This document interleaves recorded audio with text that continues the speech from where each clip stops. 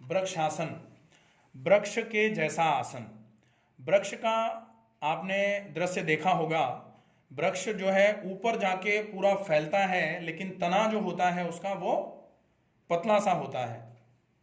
जिस वृक्ष का तना जितना पतला होता है उसको बैलेंस होने में बहुत दिक्कत आती है। लेकिन वृक्ष जिस तरीके से स्थिर खड़ा रहता है, अगर हम अपने शरीर को एक पैर पर पूरे शरीर का वजन लेकर के स्थिर खड़े होने का अभ्यास करते हैं तो वृक्ष जैसी स्थिरता हमारे शरीर में, वृक्ष जैसी स्थिरता हमारे मन में आना चालू हो जाती है।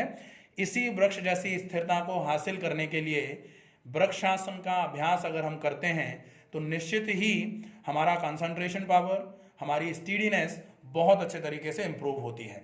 कैसे इस आसन को करेंगे? इस आसन को करने के लिए दोनों पैर मिला के रखने हैं, दोनों पैरों की एड़ियां और अंगूठे मिले हुए, दोनों हाथ साइड की थाइस पर रखे हुए हैं। अब आपको अपने दाहिने पैर को बाएं से करेंगे, चलिए बाएं से करेंगे। जो लेफ्ट लेग है, लेफ्ट हैंड से आपने लेफ्ट लेग को उठाया, लेफ्ट लेग की हील जो है वो राइट साइड की ग्रॉइन पर लगा करके आप देख रहे हैं कि घुटना जो है वो साइड में गया हुआ है, साइड में है, दोनों हाथ आपके साइड में है। अब आपको श्वास को भरते हुए दोनों हाथों को धीरे धीरे करके उठाना है, ऊपर ले जाना है, नमस्कार मुद्रा बनानी है।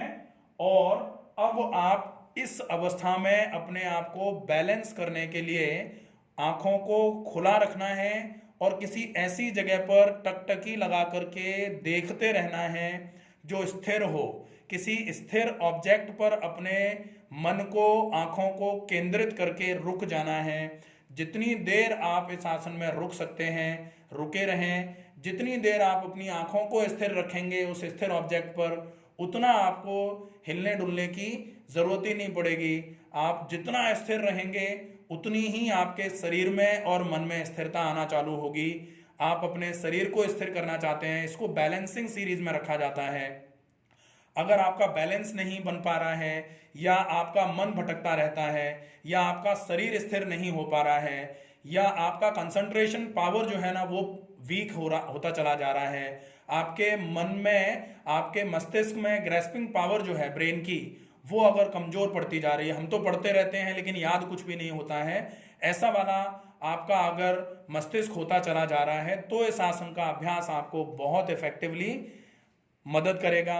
आप इस आसन में रुकें, रुकने के बाद धीरे धीरे धीरे धीरे करके पहले आप श्वास को, आपने भरते हुए हाथ ऊपर उठाए थे, श्वास को छोड़ते हुए धीरे धीरे करके हाथों को नीचे ले आएंगे और फिर पैर को धीरे धीरे करके नीचे लेके आएंगे।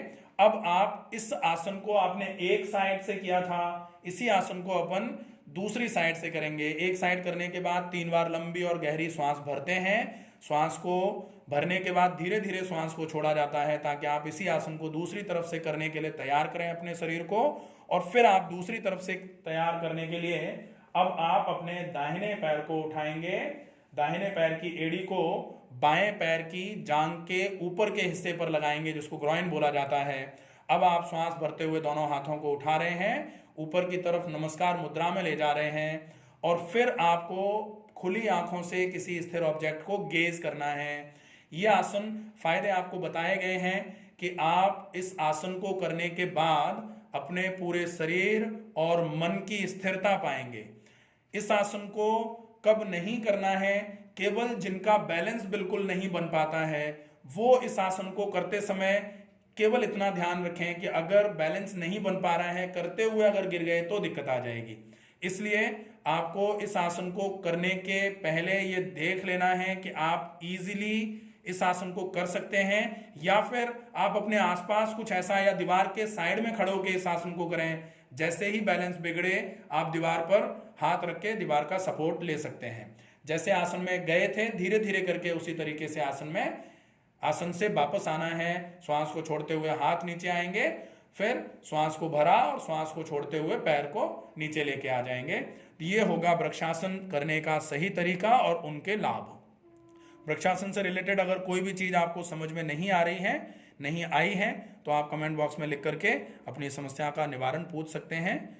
और अगर आपको कोई और विषय पर जानकारी चाहिए तो आप उस विषय का नाम लिख करके बोल सकते हैं, तो उस विषय पर वीडियो बना करके अपलोड किया जा सकता है। अपना ध्यान रखिए, अपनों का ध्यान रखिए, स्वस्थ रहिए, सुरक्षित रहिए। धन्यवाद, नमस्कार।